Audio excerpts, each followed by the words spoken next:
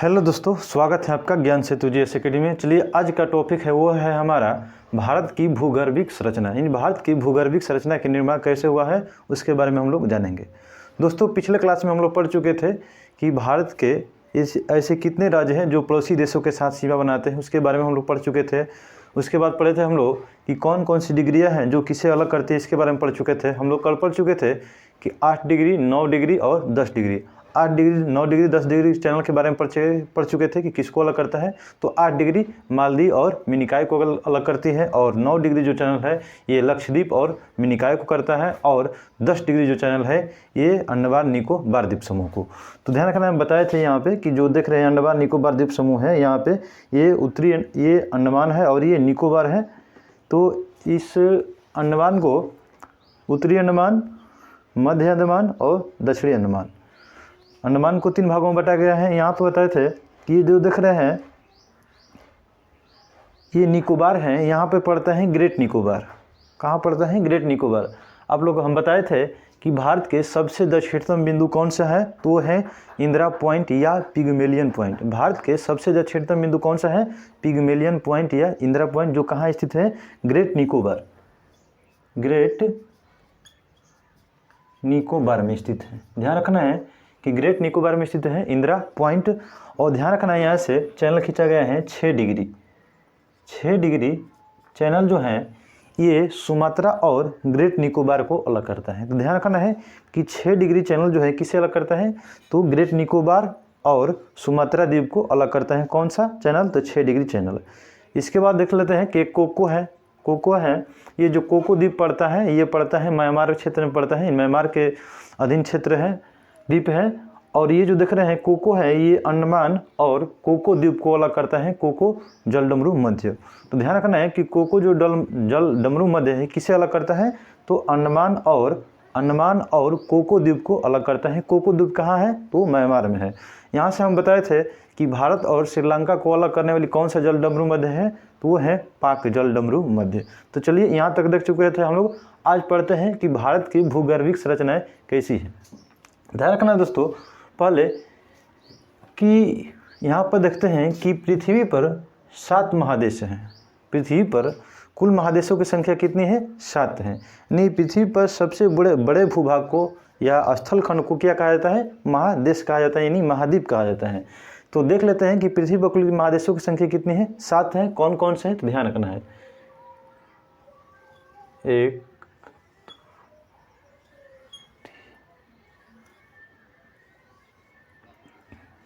ये देख रहे हैं ये एशिया है, मान लीजिए एशिया यहाँ पे है, या यहाँ पे हो गया ऑस्ट्रेलिया, यहाँ पे हो गया अफ्रीका, यहाँ पे हो गया यूरोप, ये हो गया यूएसए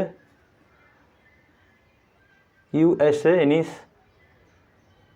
उत्तरी अमेरिका यानी नॉर्थ यूएसए, और यहाँ पे हो गया साउथ यूएसए।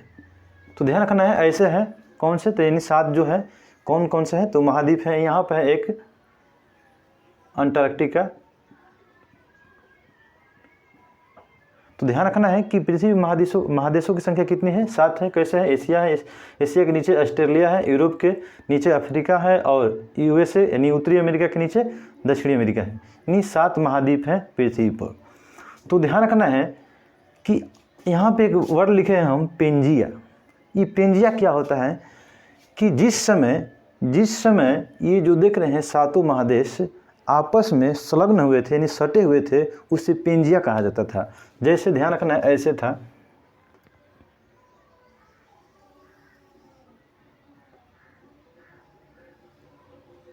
ये पेंजिया है। ठीक है, ध्यान रखना है यहाँ पे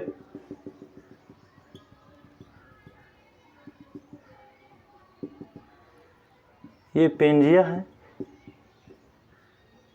और ये जो देख रहे हैं यानी पेंजिया के चारों ओर जो जलीय क्षेत्र स्थित है उसे कहा जाता था पैंथलासा।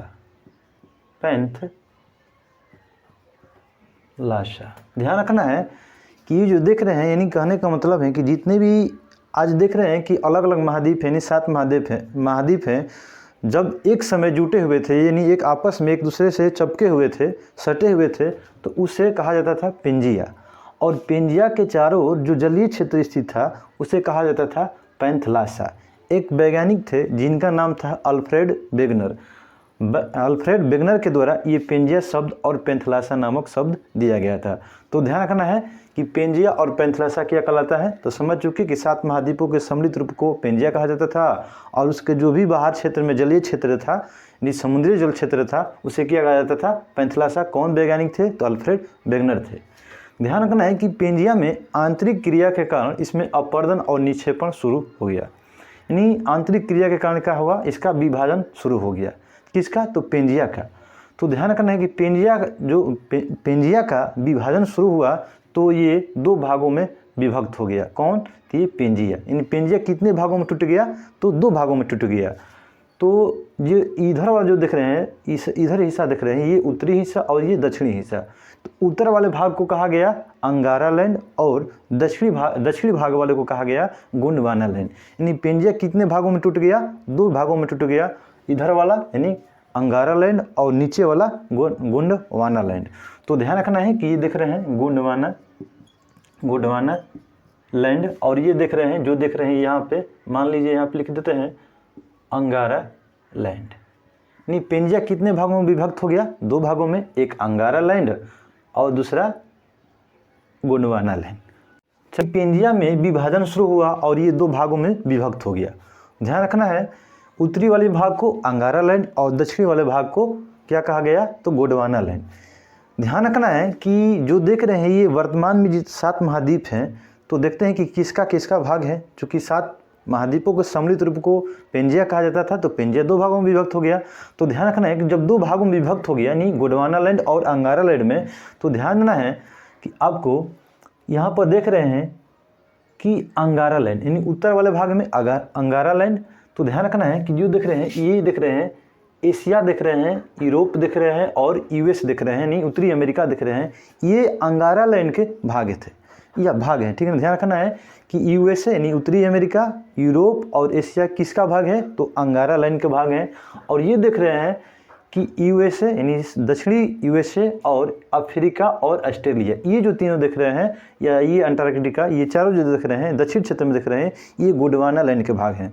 तो पूछा जाता है यहाँ पर आपसे प्रश्न पूछा जाएगा कि जो उत्तरी अमेरिका है किसका भाग है, तो आप बता सकते हैं कि उत्तरी अमेरिका यहाँ पे है, देख के बता सकते हैं कि उत्तर वाले भाग में कौन सा है, तो अंगारा लैंड। तो किसका भाग है, तो ये है उत्तरी अमेरिका के। ऐसे ही आप बता सकते हैं कि एशिया यानी कहाँ पे है, तो किसका भाग है, तो अंगारा लैंड का है। तो ध्यान रखना है। इसके बाद देखते हैं कि दक्षिण भाग यानी गोंडवाना लैंड। ध्यान रखना है आपको कि अंगारा लैंड का हो गया एशिया, यूरोप और यूएसए यानी उत्तरी अमेरिका। ये ऊपर वाले जो देख रहे हैं ये अंगारा लैंड के भाग है और जो नीचे वाले देख रहे हैं ये जो नीचे तरफ के देख रहे हैं दक्षिण के क्षेत्र में देख रहे हैं ये गोंडवाना लैंड के भाग हैं। ध्यान रखना है कि अफ्रीका, ऑस्ट्रेलिया और साउथ अफ्रीका ये सब जो देख रहे हैं या अंटार्कटिका, ये गोंडवाना लैंड के भाग है।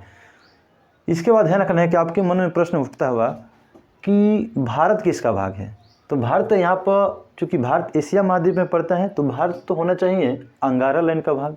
लेकिन दोस्तों भारत जो है ये अंगारा लैंड का भाग नहीं है, ये भारत जो है गोंडवाना लैंड के भाग है।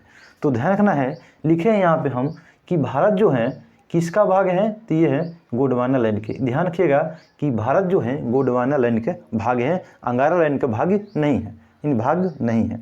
इसके बाद है कि अंगारा लैंड और गोंडवाना लैंड। ध्यान रखना है कि जो देख रहे हैं कि जब ये 2 भागों में विभक्त हो गया, अंगारा लैंड पेंजिया जो है 2 भागों में बट गया, अंगारा लैंड और ये जो देख रहे हैं गोंडवाना लैंड, इसके बीच में एक उथला हुआ सागर था जिसे टेथिस सागर कहा जाता था। कौन सा सागर, यहाँ पे ध्यान रखना, ये जब टूट गया ऐसे,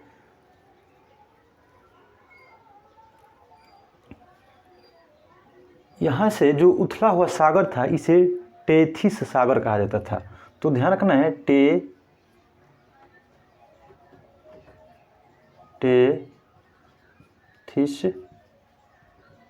सागर। ध्यान रखना है कि अंगारा लैंड और गोंडवाना लैंड के बीच में जो एक उथला हुआ सागर था उसे क्या कहा जाता था, तो टेथिस सागर, यही टेथिस सागर जाकर निक्षेपण प्रक्रिया द्वारा ये नीचे के अंदर धंस गया, इसी से हिमालय पर्वत का निर्माण हुआ। तो ध्यान रखना है कि आज जहाँ पर देख रहे हैं कि हिमालय पर्वत स्थित है, वहाँ पर पहले क्या था, तो टेथिस सागर था। ध्यान रखना है कि अंगारा लैंड और गोंडवाना लैंड के बीच में क्या था, एक सागर था जिसका नाम था टेथिस सागर। इसके बाद चलते हैं कि उथला सागर हो गया, यहाँ पर लिख दिए हैं, मेंशन कर दिए हैं कि टेथिस सागर था। और पेंजिया के चारों ओर बता दिए थे कि पेंजिया के चारों ओर जो जलीय क्षेत्र स्थित था उसे क्या कहा जाता, पैंथलासा कहा जाता था। किसके द्वारा दिया गया था, तो अल्फ्रेड वेगनर के द्वारा दिया गया था। ध्यान रखना, आप पढ़ते हैं हम लोग कि भारत के यहाँ तक हम लोग समझ चुके कि भारत का निर्माण कैसे हुआ है, किस भाग से हुआ है, यहाँ तक देखें। अब देखेंगे भारत का निर्माण आखिर कैसे हुआ है, भारत की भूगर्भिक संरचना है कि किन से मिलके हुआ है, तो हम लोग समझेंगे। ध्यान रखना है कि भारत की जो भूगर्भिक संरचना है इसके बारे में पढ़ते हैं कि उत्तर में आप लोग जानते हैं कि उत्तर में कौन क्या है, तो भारत के विशाल पर्वत है। ध्यान रखना है उत्तर में, यानी भारत के उत्तर में क्या है, विशाल पर्वतमाला है। इसके बाद है कि भारत के मध्य में जो है वो विशाल मैदान है, और दक्षिण में जो है ये प्रायद्वीपीय पठार है। तो ध्यान रखना है कि उत्तर में विशाल पर्वतमालाएँ हैं और मध्य में क्या है, विशाल मैदान है, और दक्षिणी भारत में क्या है, यानी दक्षिणी क्षेत्र में क्या है, तो वो प्रायद्वीपीय पठार का विस्तार है। तो ध्यान रखना। इसके बाद कहते हैं कि यहाँ पर देख रहे हैं कि भारत का सबसे प्राचीन भाग कौन सा है, तो प्रायद्वीपीय पठार। ध्यान रखना है कि भारत के सबसे ध्यान रखना है कि भारत का जो निर्माण हुआ था, ये जो देख रहे हैं ईसा, ये जो देख रहे हैं ईसा, ये जो देख रहे हैं भारत का पहले ये वाला क्षेत्र निर्माण हुआ था। ये जो देख रहे हैं, यहाँ तक देख रहे हैं, ये वाला क्षेत्र पहले भारत का जो निर्माण हुआ था, ये वाला क्षेत्र का निर्माण हुआ था, यानी पहले प्रायद्वीपीय भारत का निर्माण हुआ था, यानी प्रायद्वीपीय पठार। यानी कहने का मतलब है कि भारत का पूरा ये नक्शा पहले नहीं बना था, लेकिन ये पहले भारत का जो नक्शा बना यहाँ से तैयार हुआ, ये इतना तक हुआ था। यानी पहले जो हुआ था, यानी प्रायद्वीपीय भारत का निर्माण हुआ था, उसके बाद धीरे धीरे भारत का पूरा विस्तार हो गया। तो देखना है कि ये जो देख रहे हैं, इसीलिए पूछता है कि भारत का सबसे प्राचीन भाग क्या है, तो यह है प्रायद्वीपीय पठार या प्रायद्वीपीय भारत। तो ध्यान रखना है कि प्रायद्वीपीय पठार क्या है, सबसे प्राचीन भाग है। चूँकि जानते हैं आप लोग कि जो मेडागास्कर द्वीप है, चूँकि मेडागास्कर से सटा हुआ था और मेडागास्कर से ही ये टूटकर ये यहाँ पर सट गया। तो ध्यान रखना है कि मेडागास्कर से टूट के कहाँ सट गया, यहाँ पे सट गया, और ये सबसे पुराना भाग है। तो ध्यान, इसके बाद जो देख रहे हैं यहाँ पे उत्तर ये क्षेत्र देख रहे हैं, इसका बाद में विस्तार होगा। तो हम लोग पढ़ चुके कि भारत के सबसे प्राचीन भाग कौन सा है, तो है प्रायद्वीपीय पठार या प्राचीन, ये जो देख रहे हैं प्रायद्वीपीय भारत। यहाँ पे इसलिए आपको प्रायद्वीपीय भारत इसलिए कह रहे हैं या प्रायद्वीपीय कह रहे हैं, क्यों, यहाँ पे अरब सागर है, यहाँ पे जो देख रहे हैं अरब सागर है, और यहाँ पे है बंगाल की खाड़ी है, और नीचे के जो क्षेत्र देख रहे हैं यहाँ पे हिंद महासागर है। तो ऐसा क्षेत्र जो तीन तरफ जल से घिरा होता है उसे प्रायद्वीपीय कहा जाता है, प्रायद्वीप कहा जाता है।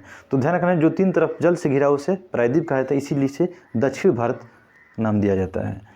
तो ध्यान रखना। इसके बाद है कि भारत में पाई जाने वाली जितनी भी चट्टानें, यानी समझ लिए कि भूगर्भीय संरचना के जन्म पढ़ना है तो कि चट्टानों के बारे में हम लोग पढ़ेंगे कि भारत में कौन कौन सी चट्टान है पाई जाती है, कहाँ पर पाई जाती है, किस लिए पाई जाती है, उसके बाद हम लोग इसके निर्माण के बारे में देखेंगे।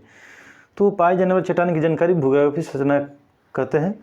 इसके बाद है चलते हैं कि भारत में कौन कौन सी चट्टान है। तो पहला देखना है कि भारत में पहली जो चट्टानें थी वो हैं, भारत की चट्टानों को पहले तो 4 भागों में बांटा गया है। ध्यान रखना है कि पहले चट्टान 1 2 3 4। तो ध्यान रखना है कि आर्कियन क्रम की चट्टान, ये जो देख रहे हैं कि आर्कियन क्रम की चट्टान, यानी भारत की जो भूगर्भीय संरचना का निर्माण हुआ है वो किससे हुआ है, तो आर्कियन क्रम की चट्टान से हुआ है। दूसरा धरवाड़ क्रम की चट्टान से हुआ है। तीसरा कुडप्पा क्रम की चट्टान से हुआ है। और चौथा विंध्य क्रम की चट्टान से निर्माण हुआ है भारत की भूगर्भिक संरचनाएं। तो चलते हैं दोस्तों, यहाँ पर देखते हैं हम लोग, ये जो देख रहे हैं कि आर्कियन क्रम की चट्टान, ये आर्कियन क्रम की चट्टान जो है ये जो है सबसे प्राचीन और पहली है। तो ध्यान रखना है कि भारत के सबसे प्राचीन चट्टान कौन सी है, तो वो है आर्कियन क्रम की चट्टान। या भारत की प्रथम चट्टान कौन थी, तो वो है आर्कियन क्रम की चट्टान। ध्यान रखना है कि पहली थी या प्राचीन लिखिए इसको, प्राचीन। प्राचीन थी। और ध्यान रखना है कि आर्कियन क्रम के जो चट्टान होते हैं इसमें ये मतलब कि जीवाश्म मुक्त होते हैं, इसमें जीवाश्म नहीं पाया जाता है। तो ध्यान रखना है कि जीवाश्म मुक्त होते हैं। ध्यान रखना है कि आर्कियन क्रम के चट्टान जो होता है प्राचीन होता है, इन सबसे प्राचीन है, पहला है और इसमें जीवाश्म नहीं पाए जाते हैं। इसके बाद देख रहे हैं कि ध्यान रखना है कि ये जो देख रहे हैं कि आर्कियन क्रम के, यानी कहने का मतलब है कि आर्कियन क्रम का जब निक्षेपण और अपर्दन हुआ, यानी अपर्दन का मतलब हुआ कि आर्कियन क्रम के चट्टान में जब तोड़ फोड़ हुई तो उसके बाद कुछ जमा हो गया, यानी एक क्षेत्र पर स्थित हो गया, यानी संलग्न हो गया। तो किसका निर्माण हुआ? धारवाड़ क्रम के चट्टान का। यानी कहने का मतलब है कि धारवाड़ क्रम का चट्टान है ये किससे मिलकर बना हुआ है, ये किससे निर्माण हुआ है? तो आर्कियन क्रम के चट्टान से निर्माण हुआ है। क्योंकि आर्कियन क्रम के चट्टान में अपर्दन और निक्षेपण की प्रक्रिया द्वारा ये धारवाड़ क्रम की चट्टाने का निर्माण हुआ। मतलब यहाँ पर समझते हो कि क्या होता है, मतलब बताते हैं कि आर्कियन क्रम के चट्टान क्या हुआ? अपर्दन मीन्स होता है कि तोड़ फोड़ करना और निक्षेपण मीन्स होता है कि जमा करना। तो ध्यान रखना है कि आर्कियन क्रम के चट्टान से ही धारवाड़ क्रम के चट्टान का निर्माण हुआ है। अब देख रहे हैं ये जो देख रहे हैं धारवाड़ क्रम की चट्टान है ये कहाँ पड़ती है? तो धारवाड़ नामक क्षेत्र में पड़ता है। और ये धारवाड़ क्रम का चट्टान कहाँ पे आता है? यानी कर्नाटक के क्षेत्र में। ध्यान रखना है कि धारवाड़ क्षेत्र कहाँ है? तो कर्नाटक में। तो लिख देते हैं यहाँ पे कर्नाटक। धारवाड़ क्रम के चट्टान कहाँ पाए जाते हैं? तो कर्नाटक में। अब देख रहे हैं कि धारवाड़ क्रम का चट्टान किस लिए प्रसिद्ध है, इसमें किसकी बहुलता है? तो ध्यान रखना है कि धात्विक खनिज,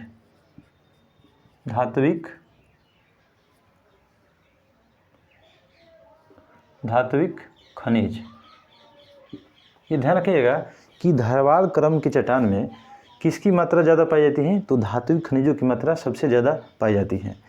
चलिए इसके बाद देखते हैं हम लोग कुडाप्पा क्रम की चट्टान। इन कुडाप्पा क्रम का जो चट्टान है ये कहाँ पाए जाते हैं? कर्नाटक के क्षेत्र में पाए जाते हैं। कुडाप्पा जो क्षेत्र है कर्नाटक में पड़ता है। तो ध्यान रखना है कि कर्नाटक, ये जो देख रहे हैं कुडाप्पा क्रम की चट्टान कहाँ पाई जाती हैं? तो कर्नाटक क्षेत्र में पाया जाता है, कर्नाटक राज्य में पाया जाता है। और कुडाप्पा क्रम की चट्टान जो है यहाँ पर क्या पाया जाता है? तो जानते हैं आप लोग कि भवन निर्माण की जितनी भी सामग्रियाँ होती है, यानी भवन निर्माण की सामग्रियाँ कहाँ पाई जाती हैं? तो कुडाप्पा क्रम के चट्टान में ही पाई जाती हैं। तो ध्यान रखना है कि भवन निर्माण सामग्रियाँ, तो भवन इन लिखिए ऐसे लिख सकते हैं चूना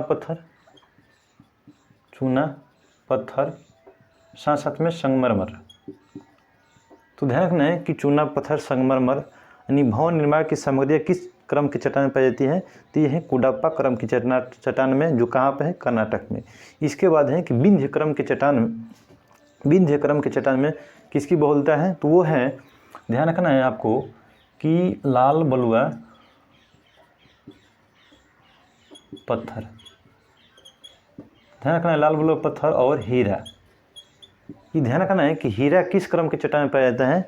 तो विंध्य क्रम के चट्टान में हीरा का बहुत मात्रा यानी भंडार है। तो ध्यान रखना है कि भारत के जो भूगर्भिक संरचना का निर्माण हुआ है, यानी भारत का जो निर्माण हुआ है किन किन चट्टानों से मिलकर हुआ है? तो किससे हुआ है? तो ध्यान रखना है कि आर्कियन क्रम के चट्टान है, धारवाड़ क्रम के चट्टान है, कुडाप्पा क्रम के चट्टान है और विंध्य क्रम के चट्टान है। ध्यान रखना है दोस्तों कि पहला जो है वो आर्कियन क्रम के सबसे प्राचीन है, पुराना है।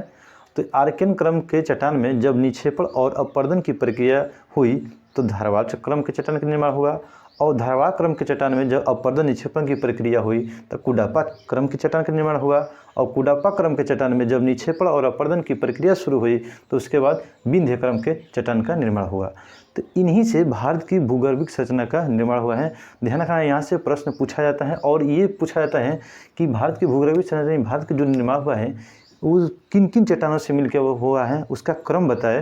तो ध्यान रखना है, ऐसे ही रखिएगा इसको याद। एक ट्रिक है, थोड़ा सा चुटकुला जैसा है, तो ध्यान रखिएगा। आधा